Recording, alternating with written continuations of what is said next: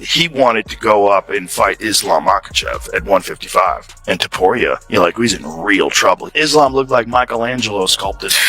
You don't fight Islam on 10 days notice. He's as good as he's the most complete fighter on the roster because he submits people. Like he submitted Poirier in the final round. He can also knock you out. He literally does everything. He's one of the best wrestlers in the sport. His top control and his squeeze is insane. And Topuria, he's in real trouble. Yeah. But Ilia Topuria essentially is that dude puts people to sleep. He fought this dude Jai Herbert and he went up to 155 for that fight. So he's a 45 pounder and he said, I'll take a fight at 55. He gets head kicked in the first round and he caught Topuria with the perfect head kick. He got dropped. He scrambled, got a hold of him, neck blasted him against literally slept him, face planted him, and walk-off KO. He's an animal, dude.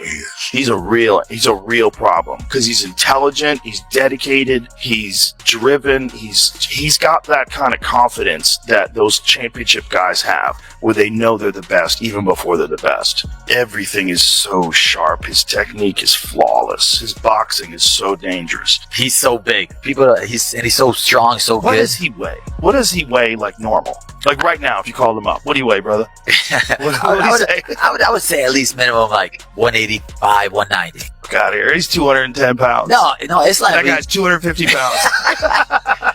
His strength feels like 250 pounds. That's what I hear. But that's the thing with them. They're always training. No matter what they're doing, they always at least run once a day or grapple. He's big. That's about as big as you can get and keep doing that. Yeah, and he's tall. He's lengthy, and he has power. Like, he could go up to 70 easily, I think. Yeah, easily. His stand-up has gotten elite. Like, he knocked down Oliveira. He had Oliveira in real trouble. The Volkanovski head kick, though, and it was also the way he set it up. He kept kicking to the body. Oh, my God. I think people just assume that all he's going to do is wrestle. But then when you see him go in there and outstrike somebody, he even boxed with... The lightweight division is turning into a whirlwind of action right now.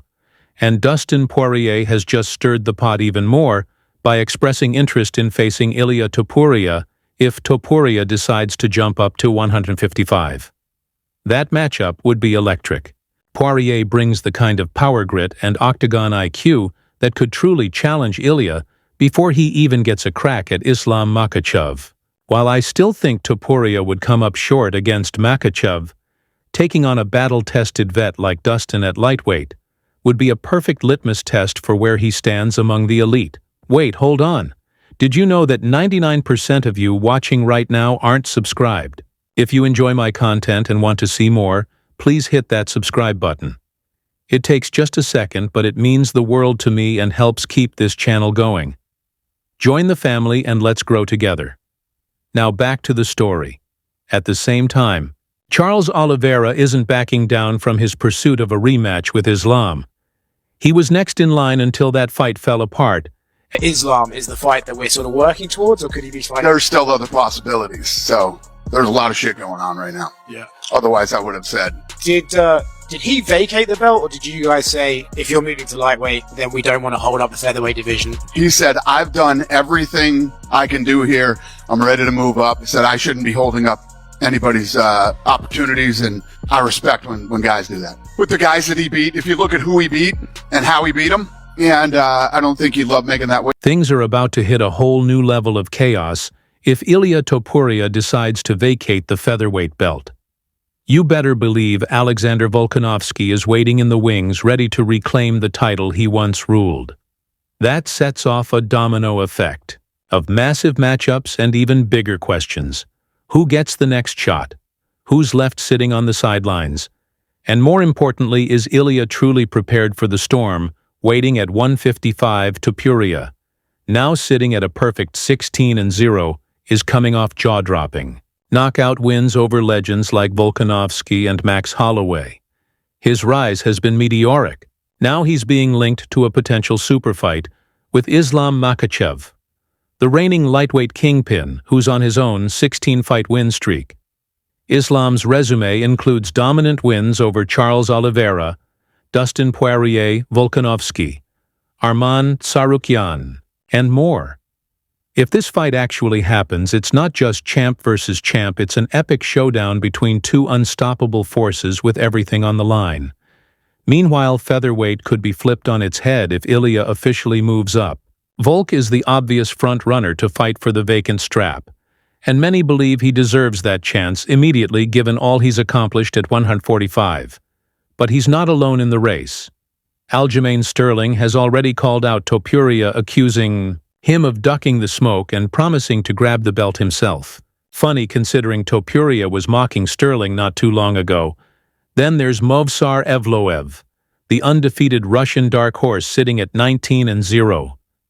He doesn't get a ton of media attention, but his relentless pace and grappling-heavy style make him a nightmare matchup for anyone in the top 5. A fight between him and Volkanovski or even Sterling could be next if the UFC decides to mix things up. Oh, and don't sleep on Merab Dvalishvili either.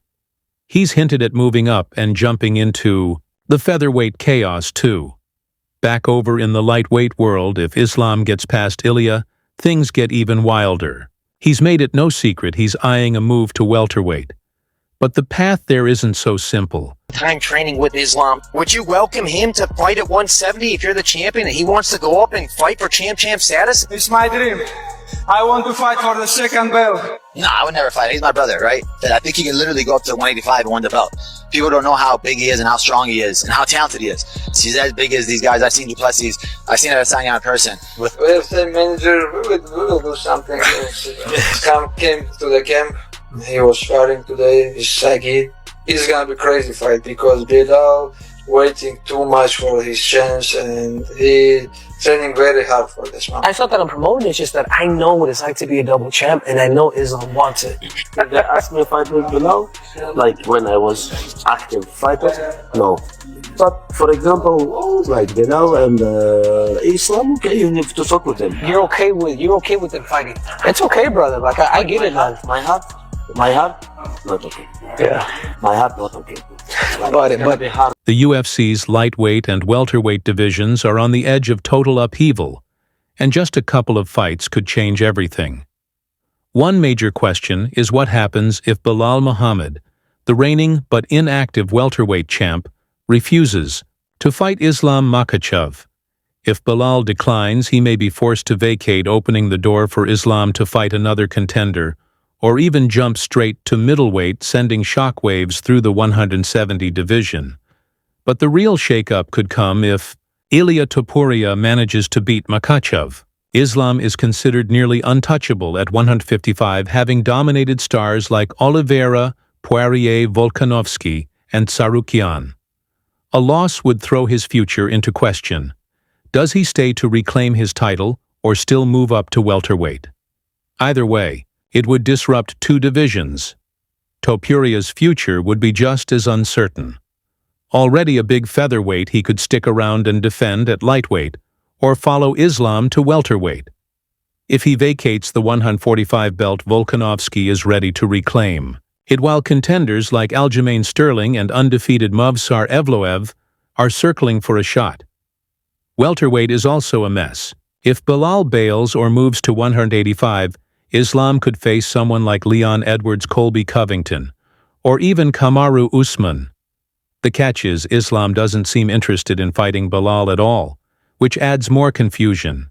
In 85 kilos, and he needs to be 66. We do very big weight cut. He hates that weight, He's doing it a lot of times, and it's very harder every time we do it. He don't want to do this anymore, and that's why I want to go up to the next weight class. The UFC is standing at the edge of a massive turning point, with several divisions poised for dramatic changes, depending on what happens next. All eyes are on two of the sport's biggest names: current lightweight champion Islam Makhachev and rising featherweight star Ilia Topuria. Topuria's rapid climb and plans to move up in weight have stirred serious hype, but the real question is, where do things go from here?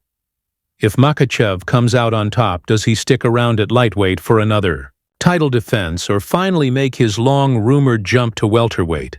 And if Topuria pulls off the upset, does he remain at 155 to defend the belt or head back down to 145 and continue his reign as featherweight champ? Either way, this fight could cause a ripple effect across two entire divisions. There are two main paths the UFC could take. In the first, Islam defends his title against Topuria and wins. He might opt to stay at lightweight for another fight or two before going up to 170. Potential matchups in this case include a rematch with Charles Oliveira, who was originally scheduled to face Islam before an injury scrapped the bout, or a second showdown with Arman Sarukian, who has been surging through the rankings and has significantly evolved since their first meeting. If Topuria loses, he'll face a crucial decision: stick around at lightweight or return to featherweight. Staying at 155 opens the door to a blockbuster fight with Dustin Poirier, an all-action striking battle that could easily steal Fight of the Year honors. If Topuria beats Poirier, it could set the stage for a highly anticipated rematch with Islam, one that would carry even more weight than the first. On the other hand, if Ilia goes back to featherweight, the division would likely return to familiar territory.